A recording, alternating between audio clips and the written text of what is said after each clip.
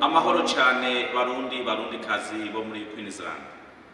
Turabahaye ikaze muri kino gikorwa cha Miss Burundi Queensland kizoba uyu mwaka w'2021 mu kwezi kwa 11.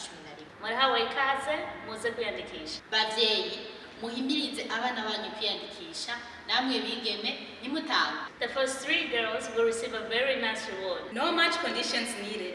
You have to be 18 years and over, and you have to be living in Queensland. Namwe bavyeyi muhimirize abana banyu kwiyandikisha namwe bigeme turabahaye ikaze nimutanga. We are happy and proud to support our daughters. Abigeme murashigikiwe muri community yacu ya Queensland. Please join. For more information, call or text on 0413 025 154.